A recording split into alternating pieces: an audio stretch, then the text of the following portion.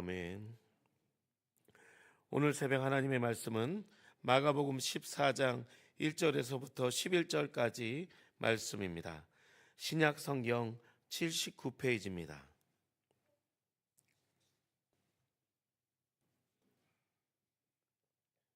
마가복음 14장 1절부터 11절까지 말씀을 함께 교독하겠습니다. 이틀이 지나면 유월절과 무교절이라 대제사장과 서기관들이 예수를 흉계로 잡아 죽일 방도를 구하며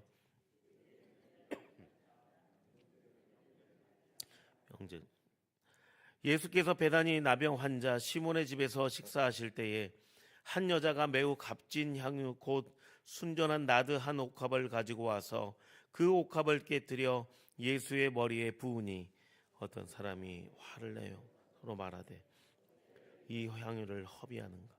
이 향유를 300데나리온 이상에 팔아 가난한 자들에게 줄 수 있겠도다 하며 그 여자를 책망하는지라.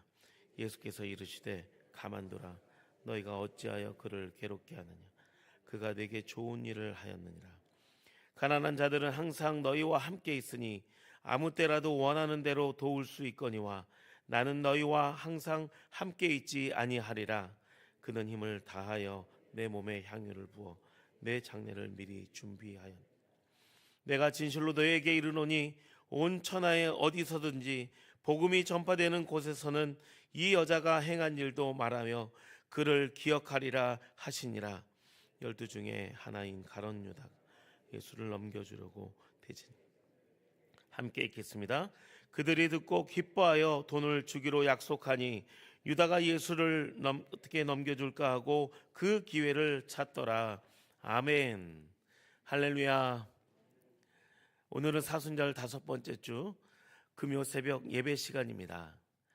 주님을 사랑하시는 또 주님의 사랑하는 마음으로 우리의 옥합을, 우리의 삶의 옥합을 주님께 깨뜨리며 하나님의 사랑이 우리 가운데 충만한 그런 새벽이 되시길 간절히 축복합니다.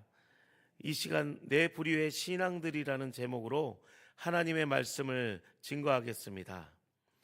오늘 마가복음 14장 1절에서 11절까지 말씀에는 네 분류의 신앙인들이 등장합니다. 이 네 분류의 사람들을 자세히 보면 예수님을 믿는 네 분류의 신앙의 그 모습을 알 수 있습니다. 오늘 본문은 성고난주간의 셋째 날 화요일에 있었던 사건을 이야기하고 있습니다. 마가복음 13장에 이어 유대 지도자들이 예수님을 살해하기 위해 음모를 꾸미고 있는 상황이었습니다. 그리고 이스라엘의 큰 명절인 유월절이기 때문에 다양하고 많은 사람들이 예루살렘에 모여 있었고 예수님을 쫓아다녔습니다. 베다니 나병 환자 시몬의 집에서 식사를 하고 있는 예수님과 예수님의 주변의 다양한 사람들을 통해 오늘을 살아가고 있는 이 시대의 신앙을 우리가 다시 한번 돌아보며 또 이 다양한 신앙의 모습 속에서 우리가 오늘 영적인 깨달은 그 진리를 알 수 있습니다. 오늘 말씀을 통해 나는 어떤 분류의 신앙인으로 살아가는지 함께 살펴보겠습니다. 첫 번째 분류는 신앙인들은 대제사장과 서기관들입니다. 함께 14장 1절부터 2절 말씀을 함께 읽겠습니다. 시작. 이틀이 지나면 유월절 무교절이라 대제사장들과 서기관들이 예수를 흉계로 잡아 죽일 방도를 구하며 이르되 밀란이 날까 하노니 명절에는 하지 말자 하더라. 아멘. 1절과 2절에 등장한 신앙의 분류는 대제사장과 서기관들입니다. 예루살렘에 오신 예수님을 견제하던 유대 종교 지도자들입니다. 그들은 예수님의 영향력이 점점 커지자 위기감을 느꼈습니다. 급기야 대제사장과 서기관들은 예수님을 잡아 죽이기로 결의하고 잡을 기회만 엿보고 있던 중이었습니다. 지금은 유월절과 무교절로 이어지는 8일간의 명절 기간이기 때문에 자칫 잘못하면 예수님을 따르는 많은 추종 세력들이 소동을 일으킬 수 있었으므로 예수님을 잡는 것은 잠시 미루었다가 결국 백성들을 이용해 예수님을 십자가에 못 박는데 성공했습니다. 첫 번째 부류의 신앙은 어떤 신앙인입니까? 대제사장과 서기관들의 그런 같은 모습을 갖고 있는 그런 신앙입니다. 하나님의 율법과 전통인 어느 누구보다도 더 잘 알지만 하나님의 뜻보다는 나의 안위와 나의 유익만을 추구하는 신앙인들입니다. 이런 분류의 신앙인은 겉으로는 성도인 것 같지만 공동체를 위하여 또 헌신하는 것 같지만 결국은 모든 영광과 유익은 자신에게 돌리는 그런 신앙인의 모습입니다. 오직 자신들의 뜻만을 관철시키기 위하여 자신의 생각이 우상이 되어 하나님의 뜻보다 자신의 잘못된 신념으로 공동체를 어렵게 만듭니다. 두 번째 분류의 사람은 예수님의 머리에 향유를 부은 한 여자의 사람입니다. 함께 14장 3절을 함께 읽겠습니다. 시작. 예수께서 베다니 나병 환자 시몬의 집에서 식사하실 때에 한 여자가 매우 값진 향유 곧 순전한 나드 한 옥합을 가지고 와서 그 옥합을 깨뜨려 예수의 머리에 부으니. 아멘. 예수님께서 베다니 나병 환자의 시몬의 집에 식사하실 때에 한 여인이 아주 값진 극상품인 향유인 나드 옥합을 깨뜨려 예수님의 머리에 부었습니다. 이것을 지켜보는 어떤 사람들이 그것을 300데나리온 이상에 팔아 가난한 자들을 도울 수 있는데 왜 허비하냐고 화를 내며 여인을 책망했습니다. 그러자 예수님은 이 여인을 변호하시며 당신의 장례를 미리 준비하는 것이라고 말씀하셨습니다. 예수님께서는 오히려 이 여인의 행한 일을 복음이 전파되는 곳에 함께 기억되게 하라고 말씀하셨습니다. 이 여인의 행동을 보며 예수님은 찬사를 보내십니다. 이곳에 있던 많은 사람들은 겉으로 나타난 여인의 행동만을 보며 커다란 낭비로 보지만 예수님은 자신의 장례를 준비하는 여인의 마음 중심에 있는 정성과 또 예수님에 대한 사랑을 본 것입니다. 특히 3절 전반절을 보면 순전한 나드 한 옥합이라고 기록되어 있습니다. 순전한 단어의 헬라어는 피스케이스라는 단어로 믿을 만한 진실한의 뜻으로 이 여인이 가져온 나드 향수는 진품이었다는 것을 알 수 있습니다. 이 나드는 인도에서 자라는 식물을 그 식물의 집에서 축출한 감송향으로 이 나드는 매우 귀하고 희귀 식물이라 300데나리온에 넘는 가치였습니다. 현재 돈으로 말하면 한 3천만 원의 그 가치가 되는 아주 특별한 향수였습니다. 이 순전한 나드를 희고 매끄러운 설화 석고로 만든 병에 밀봉되어 있었습니다. 그리고 이 옥합은 둥글고 목이 길고 위에 뚜껑이 밀봉되어 있었기 때문에 긴 목과 연결된 뚜껑을 깨뜨려야만 향유를 사용할 수 있었기에 옥합을 깨뜨렸다는 표현이 말씀에 기록된 것입니다. 그만큼 이 향유 옥합은 귀하고 희귀한 그런 옥합의 향유였습니다. 유대인의 관습 중에는 귀한 손님에게 향유를 붓는 관습이 있었습니다. 그래서 이 여인은 예수님에게 자신의 전부를 드려 경의와 존경을 표하고 앞으로 다가올 예수님의 장례를 준비하게 되었던 것입니다. 이처럼 두 번째 부류의 신앙은 어떤 신앙인입니까? 나의 삶의 은혜가 오직 주님께로 왔음을 인정하고 하나님의 은혜에 진심으로 감사하는 그런 신앙인입니다. 주님께 모든 것을 드려도 아깝지 않다는 믿음으로 헌신 봉사하는 신앙인입니다. 그래서 두 번째 부류의 신앙은 교회 안에서도 주의 일에 적극적으로 참여하고 어떠한 인생의 환난과 어떠한 어려움 속에서도 끝까지 겸손한 믿음으로 주님을 섬기며 신앙생활합니다. 또한 세상에 지친 많은 영혼들에게 예수님의 향기가 되어 그들의 상한 마음을 위로하며 그들의 큰 힘이 되어 줍니다. 특히 복음을 위하여 헌신된 신앙인입니다. 우리를 구원하시려고 죽으시고 부활하신 예수님께 한없는 감사와 아낌없는 헌신을 드리는 진정한 신앙인인 줄 믿습니다. 세 번째 부류의 신앙은 다른 사람들의 헌신을 보고 비판하고 판단하는 신앙인입니다. 우리 다 함께 4절부터 5절까지 말씀을 읽겠습니다. 시작. 어떤 사람들이 화를 내어 서로 말하되 어찌하여 이 향유를 허비하는가? 이 향유를 300데나리온 이상에 팔아 가난한 자들에게 줄 수 있었겠도다 하며 그 여자를 책망하는지라. 아멘.